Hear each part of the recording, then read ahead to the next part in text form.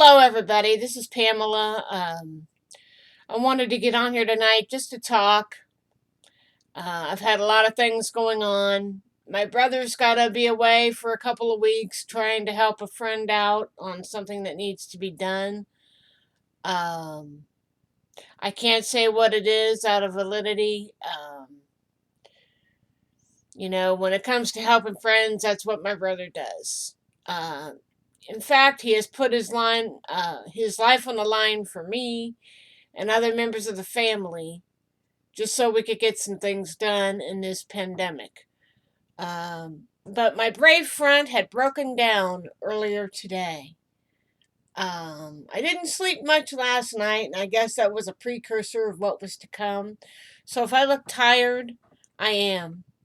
In fact, I spent most of the afternoon from 2:30 on in bed. Um, I signed off of my Facebook, especially the messaging feature, for probably the rest of the week. It's going to be a rough couple of weeks for me coming up. My sister said she'd check in on me, but I don't want her coming over here. I've done real good about staying away from people and not getting sick, so I want to keep that up. But my emotional toll is absolutely devastating. The loneliness barrier, it's really eating away at everything. Who knows when the hell we'll be out of this? The governor got on TV today and was telling people about grocery stores putting tape down on their floors to help people keep their distances from each other. My brother had been hearing stuff on the rumor mill that grocery stores will probably only allow curbside pickup or delivery. And I can't be paying high priced fees like $10 from Kroger to buy a little bit of nothing. I'm hoping I get my money tomorrow, but I don't know. Um, but my emotional wall had broken down today.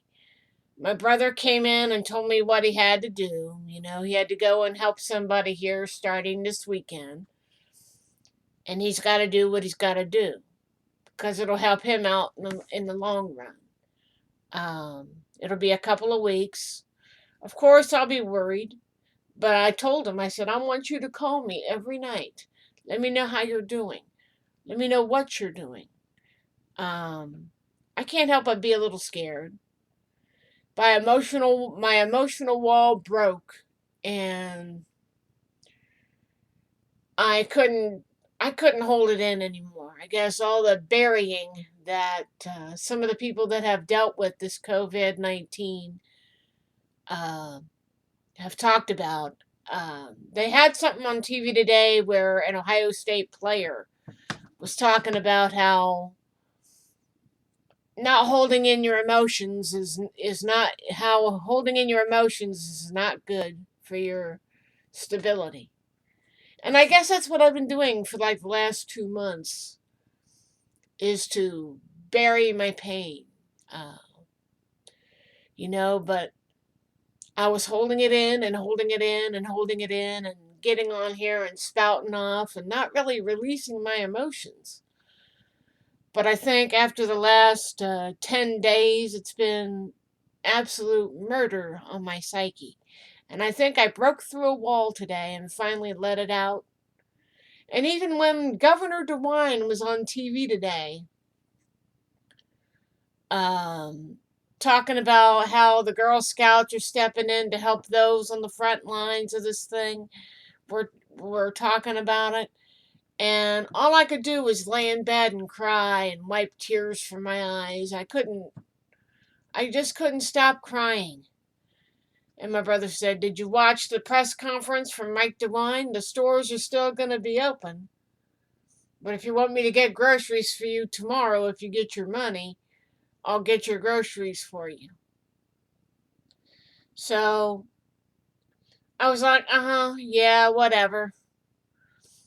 He kept telling me to make up my list, no rush. But I just wasn't in the mood to talk, so when he walked out of the room, I curled up under my sheets and I went to sleep for about an hour and a half. That was my day in a nutshell. I said, stick a fork in me, the day is done. This is on Facebook. I mean, I'm really stressing out over certain things, and I know it isn't good. But I think all that pent up anxiety and just the shock of everything, the loss of Kenny Rogers is one thing, the loss of so many other lives is another thing, and just the absolute micromanaging of this thing by our president is something I would rather forget about. And it just makes me sad and very, very mad to think that our president is being standoffish.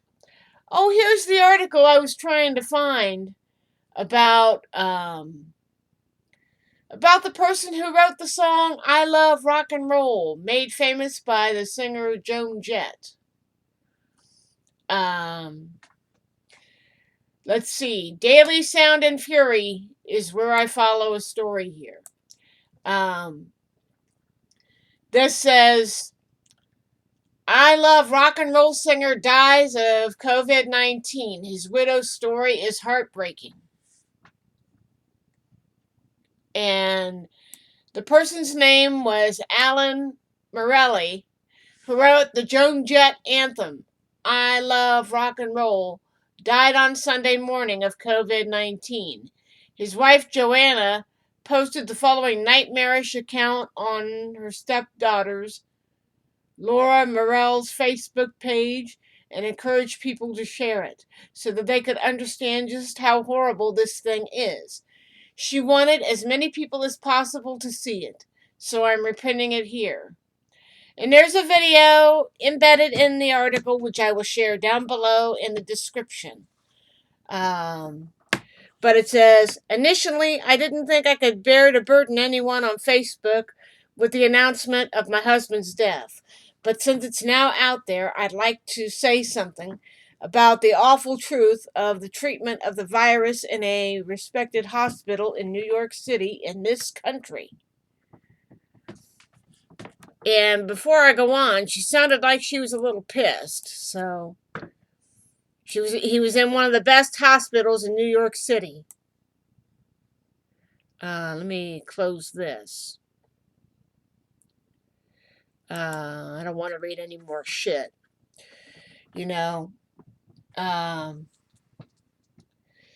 Let's see. She goes on to say, since I have posted this story, many people have asked if they could share to let people know. She says, yes, please do. I would like as many people as possible to take precautions. About 2 weeks ago, she says, Alan felt like he was getting a cold and then the flu.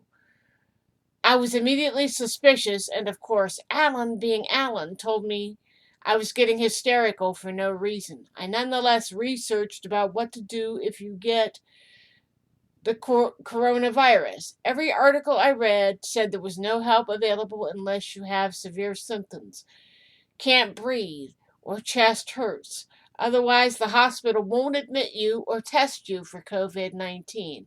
And this was absolutely true. There was nothing I could do for Alan except watch him get worse. When he finally couldn't breathe,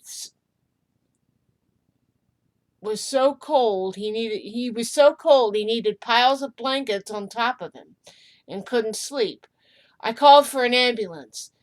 The emergency technicians told me I wasn't allowed to go with him to the ER, so there was no point in accompanying him. I didn't know what was going on until an ER doctor called me an hour later. She said, as far as she could tell, good thing she's a doctor, that he had the virus. But he needed to be tested before he could be admitted to the intensive care unit. But that would take at least 10 hours. So she goes on to say, let me scroll this down here. She goes, 10 hours later, I didn't hear back, so I called Mount Sinai and was told he did test positive and would be moved to ICU so he could get better attention from the pulmonologist. At 10:30, a doctor called and told me that they were actually not moving him since his body was shutting down because his lungs were too destroyed to work. I asked if he had to die alone, and the doctor said I could come and say goodbye. When I got to the hospital, I had to argue with 3 different security guards to let me in the ER. I stood my ground and they went back to a tech nurse who let me in. That was around 11 o'clock. And it says here, the doctor who called me came to meet me and apologized and said that his numbers were now better and he was going to be transferred to the ICU where he could get the care he needed. He was on a respirator and was sedated, so he was not in pain, or at least aware of the pain. My husband should have been moved to the place where the experts who were on the front lines. Every 15 minutes I would ask when he was going to be transferred, and that they would say in the next few minutes, but that never happened. Around 2:30 in the morning, they were finally ready to transfer him upstairs, and I left exhausted, not willing to battle another group of security guards in ICU. I walked 3 blocks toward home, and the doctors called me to say that he was gone. His heart and lungs just stopped beating with the pressure that they were under. So the net, he was not only allowed in the hospital until he was most certainly dying, and then he languished in the ER for 14 hours when they tested him for corona, which he obviously had, and struggled to find someone to take him upstairs to the ICU. Maybe if he was there, he would have had a fighting chance at least for those 15 hours. But of course, we'll never know, and now I have to grieve alone in quarantine. I also want to relate that I asked the doctor if I should be tested since I was. She then asked the doctors if she should have been tested since I was around Alan for those 2 weeks. He said I came in looking like I did at the hospital. They would not let me in. However, if I couldn't breathe, I should come in and then they would admit me and test me. So essentially, you have to be near dead to get your help. I know there is no cure, but surely there is something they could do to alleviate the risk of your lungs of being destroyed, like sending oxygen to people's homes.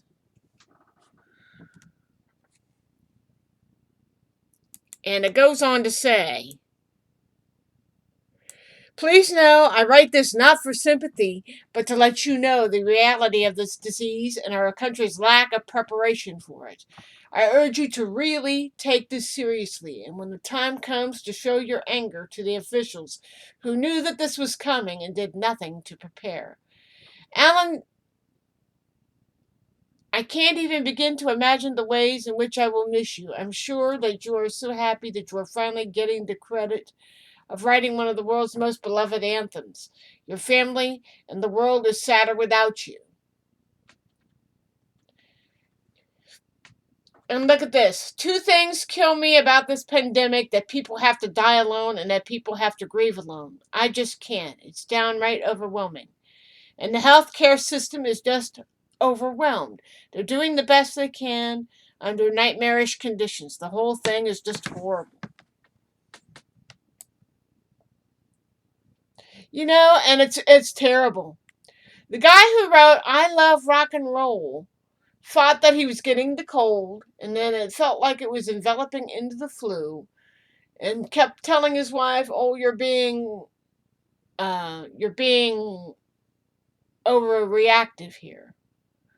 So, after dealing with him not being able to breathe. He finally went to the ER where they wouldn't even admit him. It says here, she wrote her story and wanted to share it. And I'll do a brief recap. And she says, 2 weeks ago, he felt like he was getting cold and then the flu. She became suspicious. And of course, Alan being Alan, he told me that she was getting hysterical for no reason. She nonetheless researched about what to do about getting the coronavirus. Every article she read said there was no help available unless you have severe symptoms. Can't breathe or your chest really hurts. Otherwise, the hospital will not admit you or test you for COVID-19, and that's absolutely true. So there was nothing that she could have done. She watched him get worse, and then he finally couldn't breathe and was so cold he needed piles of blankets on top of him and couldn't sleep. She called for an ambulance. The EMTs told me that I wasn't allowed to go with him to the emergency room. There was no point in accompanying him. I didn't know what was going on until an ER doctor called me an hour later. She said, as far as she could tell, good thing she's a doctor in hyphens. He had the virus and needed to be tested before he could be admitted to the intensive care unit. But that could be up to a 10-hour wait. 10 hours later, I didn't hear back, so I called Mount Sinai and was told that he did test positive and would be moved to ICU so he could get better attention from the pulmonologist. At 10:30, a doctor called me and told me they were actually not moving him since his body was shutting down because his lungs were too destroyed to work. I asked if he had to die alone, and the doctor said I could come and say goodbye. When I got to the hospital, I had to argue with 3 different security guards to let me go to the ER. I stood my ground, and they went back to fetch a nurse who let me in. That was around 11 that night. This was on Sunday. The doctor who called me came to meet me and apologized and said that his numbers were now better and he was going to be transferred to ICU where he could get the care he needed. He was on a respirator and was sedated, so he was not in pain or at least aware of it. My husband should have been moved to the place where the experts who were there on the front lines could help him. Every 15 minutes, I would ask when he was going to be transferred, and they would say the next few minutes, but that never happened. At around 2:30 a.m., they were finally ready to transfer him upstairs, and I left exhausted, not willing to battle with another group of security guards in ICU. I walked 3 blocks towards home, and the doctors called me to say that he had gone. His heart and lungs just stopped working from all the pressure. So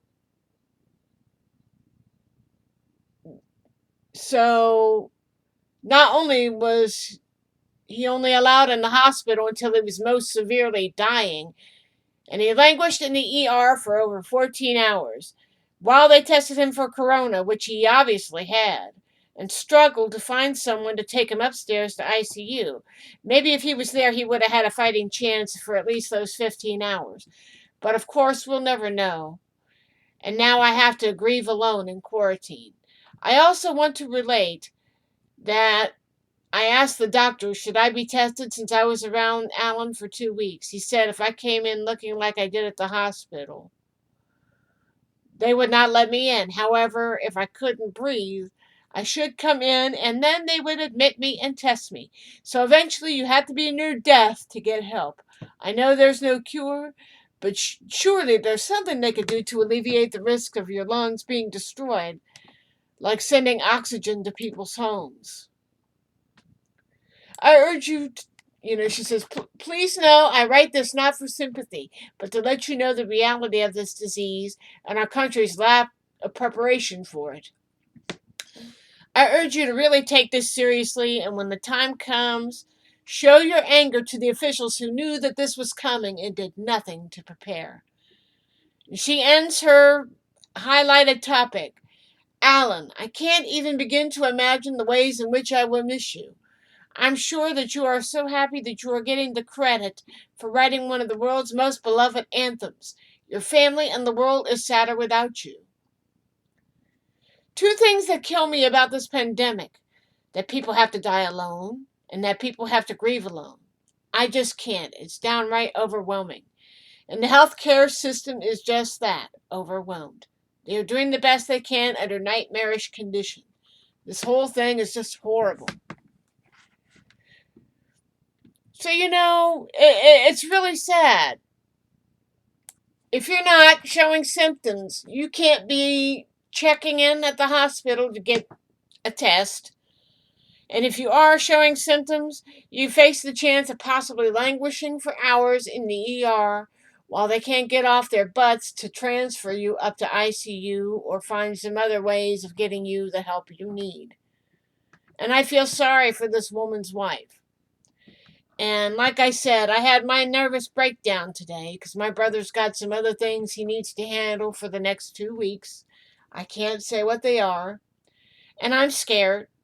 And when he told me, he says, before I go and do what I need to do for the next 2 weeks, I'm going to get you your groceries. Your sister's going to call and check on you. And I'll call you every night.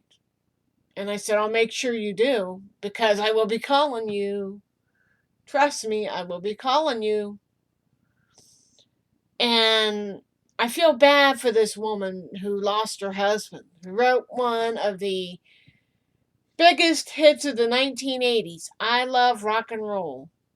And it's really sad that partially him being a guy, oh, you worry too much. Sometimes a woman's radar is 99.99% on the money. But if you get COVID and you're struggling to breathe, like I saw in a couple videos on Facebook from overseas, you have to be near death before the hospital would even take the time to admit you, much less get you up to the ICU. I understand they're stressed, but the underpreparedness is what's causing our people to die. And I'm willing to state that until the day I'm dead. And I hope and pray that nothing happens to my older brother, whom I love more than anybody in my family. I don't want him to die. I don't want him to suffer. I don't want him to have to wait to see if he loses his job. But you got people that are dying, and you got people that are sick. And even those that aren't showing symptoms can't even get the help they need. And I'm so sad for those that are suffering from it and those that have died from it. So, as I close this video out, heed the warnings that our governors are telling us. Even if you're not in a state where you have a mandatory stay-at-home order, stay home. Don't go out unless you absolutely have to. I'm stressed out enough worrying about my family. I'm stressed out worrying whether this is going to be over. And I had my nervous breakdown earlier today, so I can't cry anymore. I'm done crying for at least the next 12 to 48 hours. I can't cry anymore. I'm getting burned out from being shut in. I hate it. And if you want to blame somebody, blame our government. At least Wuhan, China is getting back to normal. I could only hope that we could do the same, but at what a cost? They're asking for body bags from the federal government for this. Still think it's not a big deal, Mr. Trump? Still think that people don't need extra vents, Mr. Trump? Screw you and your whole cabinet. And as to Mr. Fauci, if you really cared, you guys would have prepared for this months ago.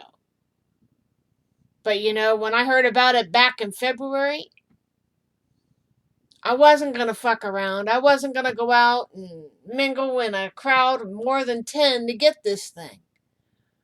When I came home from my appointment on the 23rd, I came home, and I've been home. And I'm not willing to risk my sister's health. I'm not willing to risk my brother-in-law's health. I'm not willing to risk my twin brother's health. If I have to ride this out, I'll ride it out alone, thank you. I don't want to leave one house to go to another and be even more miserable for, what, 2, 3 weeks? That's not going to happen. I want to be in my own place, watching my own TV, eating my own food, even if it is from a box. I want to go where I could be alone and have quiet when I really need it. So, do what your local officials are telling you. Don't listen to that big fat fuck on the hill. He's talking out of his ass and always has been since this all began. He thinks he's doing a great job, but no. But look at the article down below. You can read it for yourself. And I want to send condolences to that woman who lost her husband. I'm sorry. I'm sorry for you. And I'm sorry for anybody that's lost a family member. Nobody should have to go through this, and I'm not willing to put my family at risk, not even at Easter. I'll spend my Easter alone, thank you. I've done sat in for this long. What's another 5 or 6 months? Well, I'll get back on in about 3 or 4 days. I need to just shut things down and decompress and just get off the net for a week. And I'm going to keep the TV on, some sort of entertainment, whether it's Pandora or my movies on my Movies Everywhere or some other platform. So, fuck it. Let's just call 2020 a dud and just call it a year. I want to send out my biggest thoughts to my viewing audience. I want to send out a caution to everybody that's watching this. I will be sharing it to Facebook. So, yeah. It's time for us to knuckle down and nip it in the bud, even when the president doesn't feel like he has to do shit. He hasn't really done anything. And when people are asking for more ventilators, gowns, and masks, he says, I don't think you need that many. Our people are dying on the front lines. Even doctors who are sick are still treating patients. He doesn't think about anything. It's time we start looking out for ourselves. I'll talk to you guys in a couple of days. I'm out of here. Be careful. Take care of each other. FaceTime as much as you can. Do puzzles. Drink some beer if you got beer in the house. If you're stuck in like I am, I think I'm going to have my brother give me some beer. So, yeah. Take care of each other. And if you feel like you need to get numb, if you have alcohol in the house, it probably wouldn't hurt you to have a little alcohol. So if this is one time to go back to drinking, this would be the time. And I think I'm going to take that chance. So be safe, everybody. I'm putting this out there to let you know that this is a serious situation and I do care about my fellow person. This video will not be voted on. There'll be no commentaries. I'm just getting the word out. Good night and take care of each other. Each day is not a given. Bye.